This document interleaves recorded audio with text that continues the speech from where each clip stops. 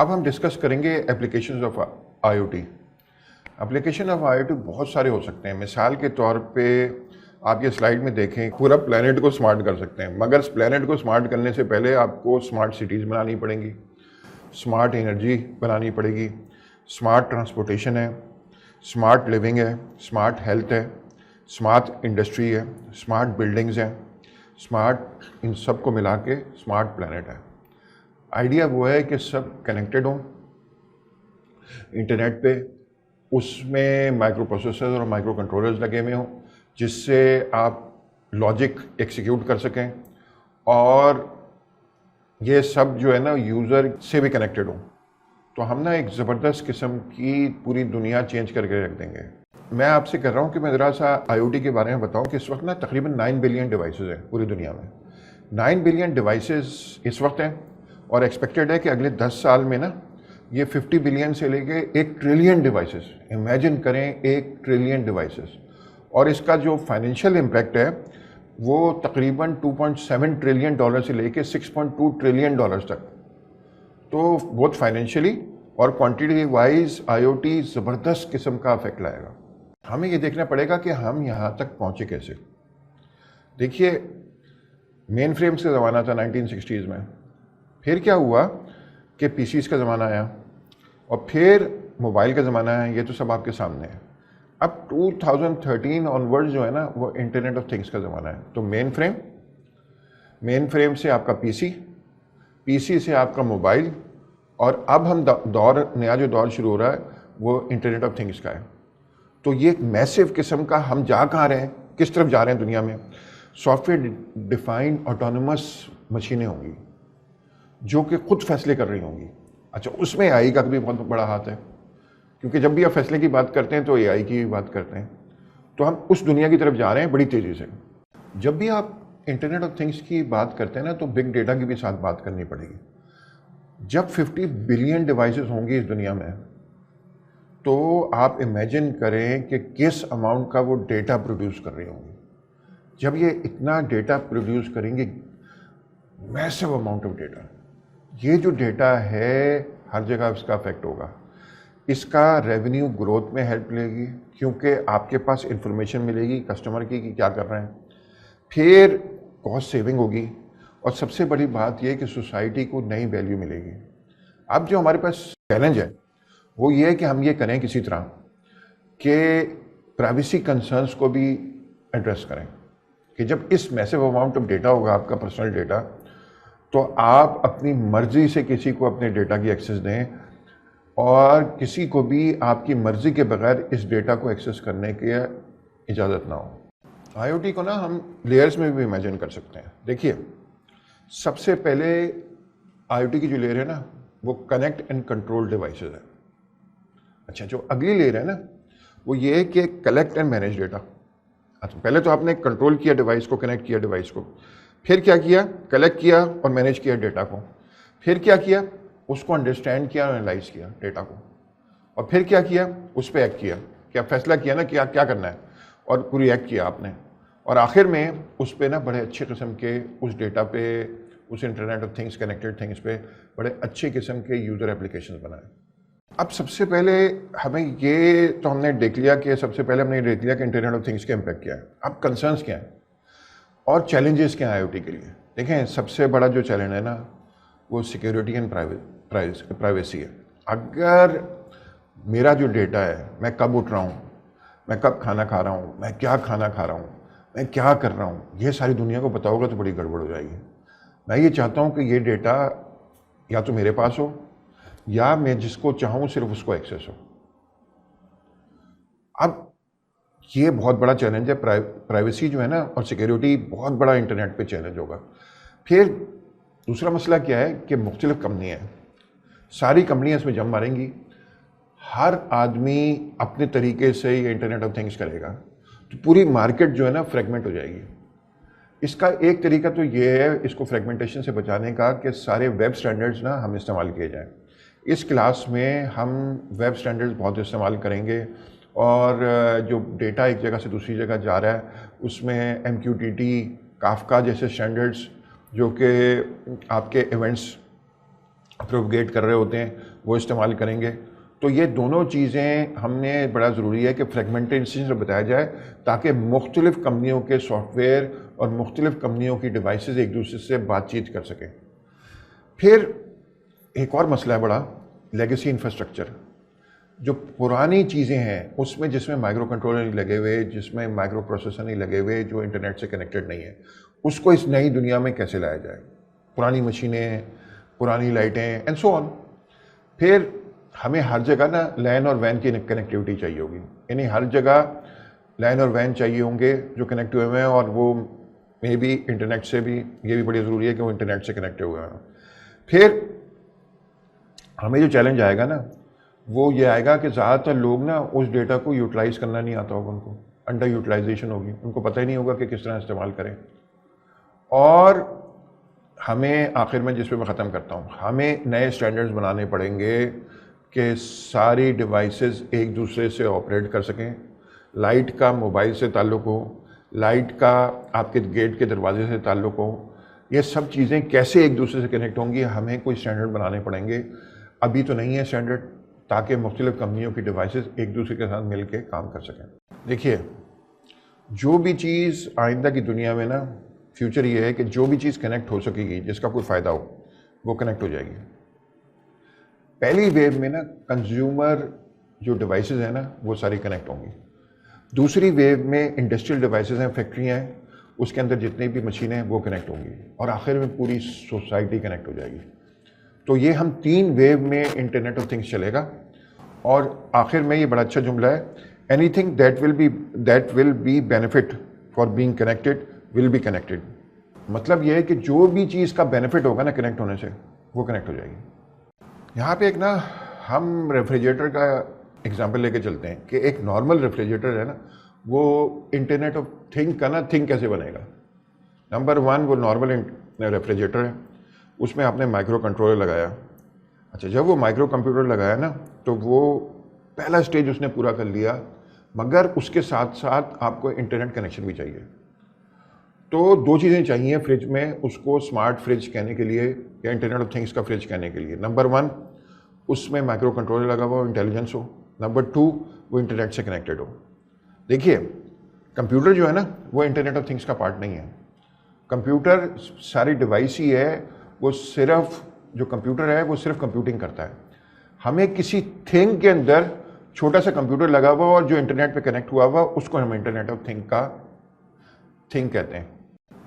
देखिए, हम फ्रिज के एग्जांपल की बात कर रहे हैं ना, अभी तक हमने 2 चीज़ें डिस्कस की हैं। नंबर 1, फ्रिज में माइक्रो कंट्रोलर लगा हुआ है, वो इंटरनेट से कनेक्टेड है, तो वो इंटरनेट ऑफ थिंग हो गया।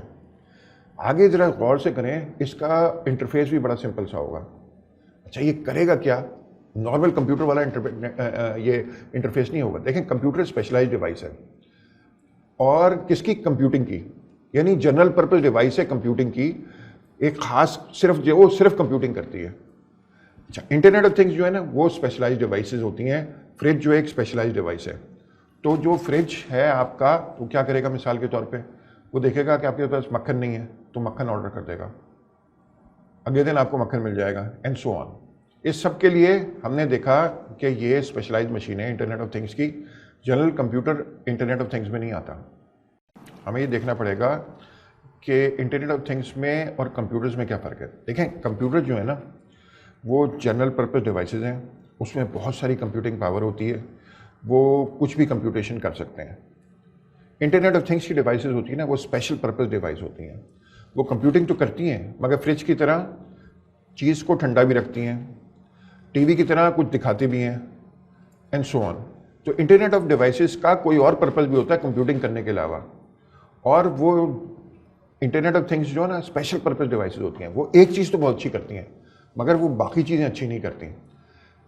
कंप्यूटर्स जो है ना, वो जनरल कंप्यूटिंग बहुत अच्छी करते हैं, किसी भी किस्म की कंप्यूटिंग। तो दोनों में ये मेरा फ़र्क है, कंप्यूटर में और इंटरनेट ऑफ थिंग्स में।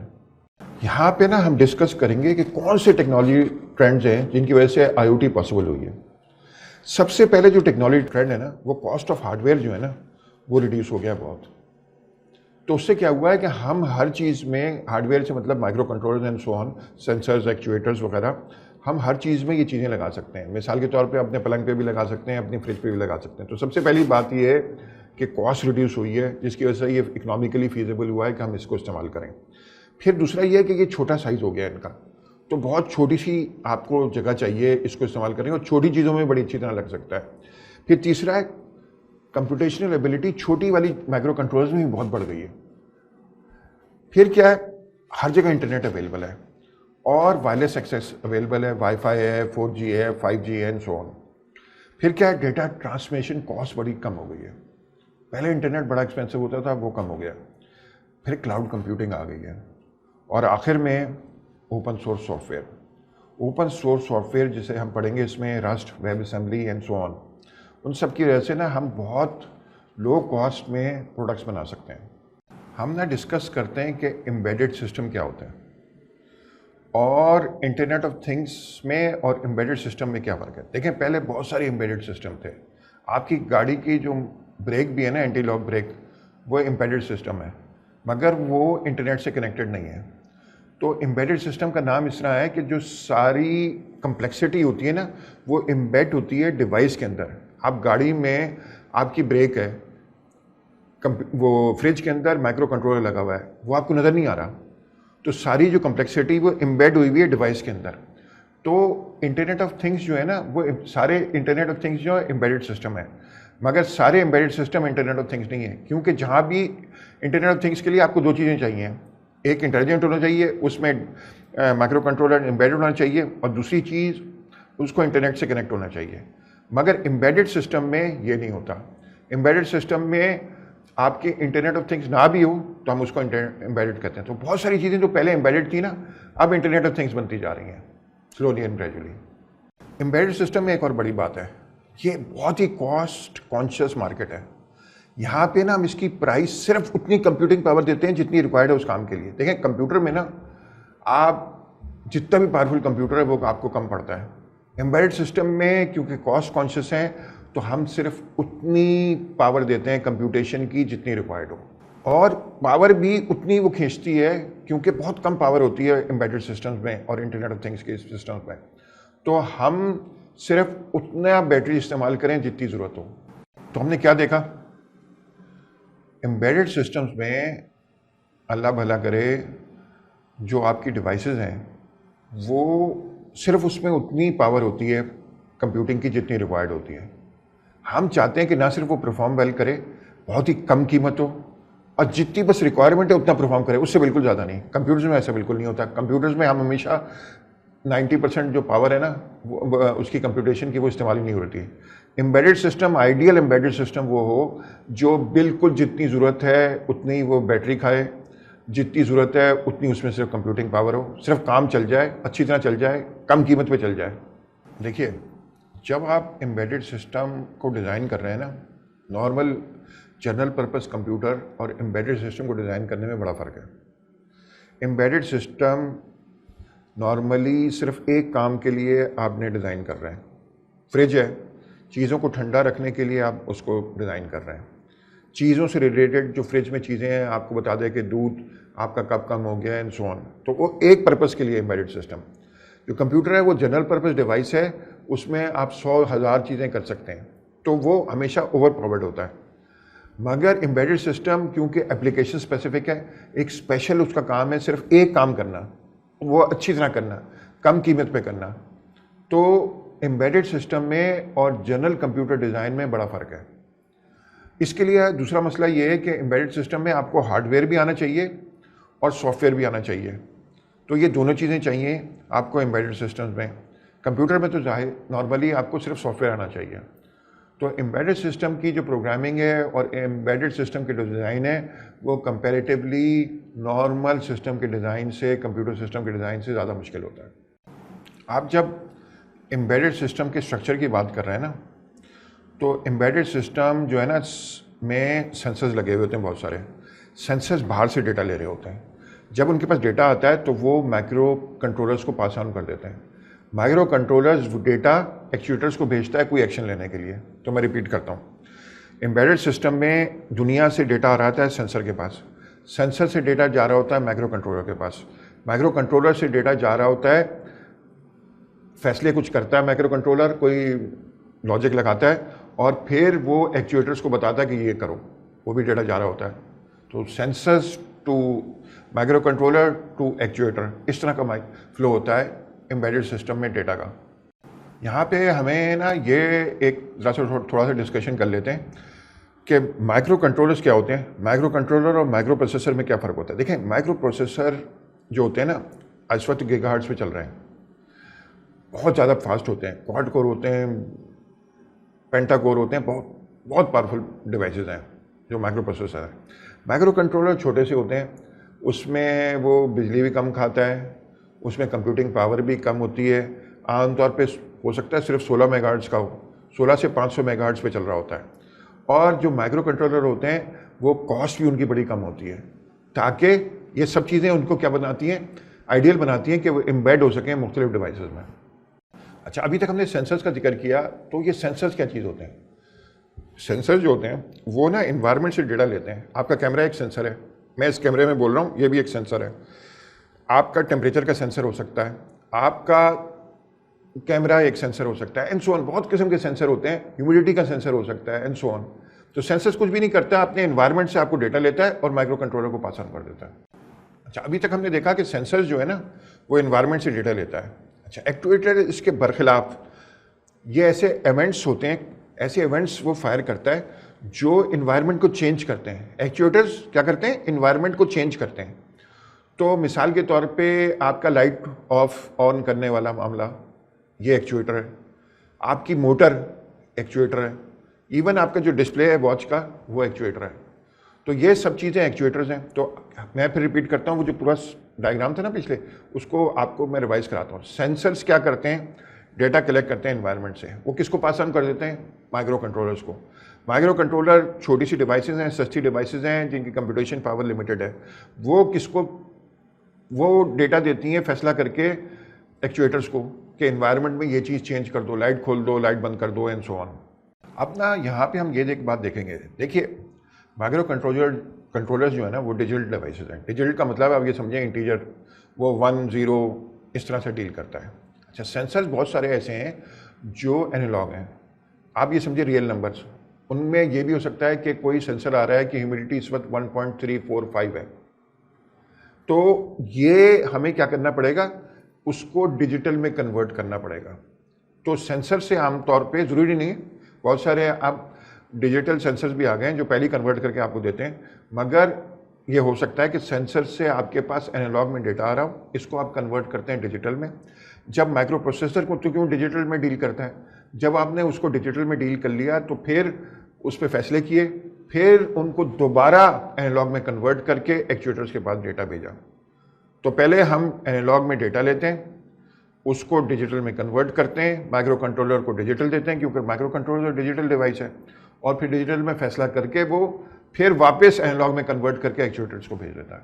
माइक्रो कंट्रोलर जो है ना वो मुख्तलिफ आर्किटेक्चर के हो सकते हैं। जो इस वक्त सबसे पॉपुलर है ना, मगर वो थोड़े महंगे होते हैं, वो आर्म बेस, जो आपके मोबाइल में आर्म है ना, उस टाइप का आर्म बेस प्रोसेसर होता है माइक्रो कंट्रोलर्स में। मगर एक और चाइना के सस्ते हैं, वो ESP32 माइक्रो कंट्रोलर है। इन दोनों का आर्किटेक्चर फ़र्क है। इस वक्त रस्ट जो है ना वो आर्म बेस प्रोसेसर में बड़ी अच्छी चल रही है। ESP पे इस वक्त काम हो रहा है, अगले 6-8 महीने में ना ये ESP32 पे भी ना वो रस्ट चलने लगेगी। तो हम इस वक्त इस क्लास में ना आर्म बेस माइक्रो प्रोसेसर इस्तेमाल करेंगे, STM32। तो STM जो 32 है वो बेसिकली छोटी सी डिवाइस होती है, और वो क्या करती है, माइक्रो कंट्रोलर है, और बैंडविड्थ उसकी कम होती है, प्रोसेसिंग भी कम होती है, उसमें GPIO लगी होती हैं, पिन्स लगी होती हैं इनपुट की और आउटपुट की। तो माइक्रो कंट्रोलर से आप फैसले करके मुख्तलिफ GPIO पे जो इनपुट और आउटपुट पिन्स हैं उस पर सिग्नल देते हैं। अच्छे वाले माइक्रो कंट्रोल पे ना टाइमर्स लगे हुए होते हैं, क्योंकि रियल टाइम एप्लीकेशन में, हमें रियल टाइम एप्लीकेशन क्या है, हम अगर ये चाहें ना कि भाई एग्जैक्टली 1.3 सेकंड में ये काम करो, जैसे एलिवेटर है, एलिवेटर में इतनी देर में उसको स्टार्ट करो, इमरजेंसी में फ़ौरन शट डाउन करो, तो ये सारे रियल टाइम एप्लीकेशन है। तो उसके लिए वो उनके क्लॉक लगी हुई होती है, टाइमर्स लगे हुए होते हैं जो ये आपका काम करके देते हैं कि एग्जैक्ट टाइम करके, माइक्रो कंट्रोलर्स में होते हैं। फिर ये दूसरा है कि इसमें एनालॉग टू डिजिटल कन्वर्टर होते हैं जो हमने पहले जिक्र किया। फिर उसका लो पावर मोड्स होते हैं कि बहुत ही कम भी बिजली रह जाए ना, पावर रह जाए, बैटरी पावर रह जाए, फिर भी वो चलते रहते हैं। और सबसे बड़ी बात यह कि उसमें मुख्तलिफ कम्युनिकेशन डिवाइस होती हैं, वो हम देखेंगे आगे चल के। वो कम्युनिकेशन प्रोटोकॉल्स होती हैं जो सपोर्ट करते हैं। IoT डिवाइसेस में जो है ना क्लाउड, उसका बहुत मेजर हाथ है। IoT डिवाइस कुछ भी नहीं है, क्लाउड की जो सर्विस है जहाँ पे वो डेटा रखा हुआ है उसकी एक्सेस दे रही है आपको IoT डिवाइस। वो सारा जा रहा है बाद क्लाउड में। वहाँ पे मैसिव अमाउंट ऑफ स्टोरेज हो सकती है, वहाँ पे बड़ी ज़्यादा कंप्यूटिंग हो सकती है ताकि वो गंभीर किस्म के आर्टिफिशियल इंटेलिजेंस टाइप के एप्लीकेशंस वहाँ पे वो चला सके। तो जो IoT डिवाइस होती है ना, आप उसको समझें कि वो एक विंडो है क्लाउड बेस्ड सर्वर्स पे। तो बेसिकली IoT डिवाइसेस जो है ना, मैंने आपको बताया क्लाउड पे विंडो है, तो उसके दो कंपोनेंट होते हैं। एक डिवाइस होती है जो इंफॉर्मेशन गैदर करती है, वो इंडिविजुअल डिवाइस होती है, फिर वो सारी डेटा जो है ना क्लाउड पे भेज देती है, जहाँ पे उस डेटा को अंडरस्टैंड किया जाता है, उस डेटा को प्रोसेस किया जाता है और उसके बेसिस पे कुछ फैसले किए जाते हैं। तो ये दो कंपोनेंट होते हैं, IoT डिवाइस और क्लाउड सर्विसेज। ये दोनों मिल के इंटरनेट ऑफ थिंग्स बनते हैं। हम ये करते हैं कि एक एग्जाम्पल लेके चलते हैं। अब ये ख्याली एग्जाम्पल है, मगर ये इससे काफ़ी बात समझ में आती है। एक छोटा सा शहर है, उस शहर में गर्मियों में पानी थोड़ा कम होता है। मतलब कराची में तो हर वक्त ही कम होता है, मगर हम एक छोटे शहर की एग्जाम्पल ले रहे हैं जहाँ पे गर्मियों में पानी कम होता है। अब शहर की जो म्यूनिसिपल कॉरपोरेशन है ना, वो चाहती है कि हमारे पास पानी तो कम है, मगर अगर बिल्कुल ही कम कर देंगे लोगों को तो लोग अपने घास को पानी नहीं देंगे और पूरे शहर की खूबसूरती तबाह हो जाएगी। तो हमें क्या करना है, हमने पानी की उतनी कीमत लगानी है जितनी ज़रूरत हो, ताकि लोग अपने गार्डन में पानी दे सकें और गार्डन ज़िंदा रहे, मगर इतनी भी नहीं लगा दें कि कोई गार्डन में पानी ना दे। तो बिल्कुल जो एग्जैक्ट राइट बैलेंस है वो करें। अब कैसे करें, वो इंटरनेट ऑफ थिंग्स से करेंगे। अब हम क्या करेंगे, लॉन में एक सेंसर लगाएंगे, मॉइस्चर, वो देखेगा कितनी नमी है, नमी वो सेंसर नापेगा, वो सेंसर नापे करके एक माइक्रो कंट्रोलर को देगा, वो जो आपके घर में लगा होगा, वो IoT गेटवे पे डेटा चला जाएगा। अच्छा, अब माइक्रो कंट्रोलर लगा हुआ है ना, उसमें 24 घंटे तक वो डेटा रहेगा, वो हर घंटे पे नापेगा कि मॉइस्चर क्या है और वो अपने पास रखेगा। अच्छा, वो कुछ घंटे तक उसको रखेगा भी अपने पास, ताकि अगर इंटरनेट कनेक्शन डाउन वाउन है या डिस्कनेक्ट है तो वो डेटा ना ज़ाया हो जाए। अच्छा, वो क्या करेगा, पूरे दिन का डेटा जमा करेगा, 24 का उनका एवरेज निकाल के वो दिन में एक दफ़ा क्लाउड को भेज देगा। क्लाउड पे वो डेटा जमा होगा सारे घरों का, और वो ये देखेंगे कि हम कितना पानी की कीमत रखें और कितना पानी रिलीज करें सिस्टम में। तो हमारे पास क्या हुआ, हमने जो घास में मॉइस्चर है उससे ये फैसला करना है कि कितना पानी की कीमत रखनी है और पाइपों में कितना पानी छोड़ना है। तो ये दोनों डिसीजन जो है ये हमारी म्यूनिसिपल कॉरपोरेशन इस इंटरनेट ऑफ थिंग्स टाइप के सिस्टम से अचीव कर सकती है। तो एग्जाम्पल के तौर पे था ये IoT डिवाइसेस जो है ना, उसकी मुख्तलिफ सर्विसेज प्रोवाइड करने की ना मुख्तलिफ टाइप के लोग हैं, मुख्तलिफ कैटेगरीज हैं जो IoT के सॉल्यूशंस पेश कर रहे हैं। नंबर 1 सबसे पहले कहलाता है मेकर IoT। मेकर IoT जो है ना, वो ये है कि बंदा वो इतनी रिफाइंड प्रोडक्ट नहीं है, बंदा हॉबिस्ट है, वो चीज़ें जोड़ के जुगाड़ लगा के चीज़ें इकट्ठी करके कोई सिस्टम बना के कस्टमर को अपने देता है या खुद इस्तेमाल करता है। तो आमतौर पे हॉबीज टाइप के IoT प्रोजेक्ट्स को ना मेकर IoT कहते हैं।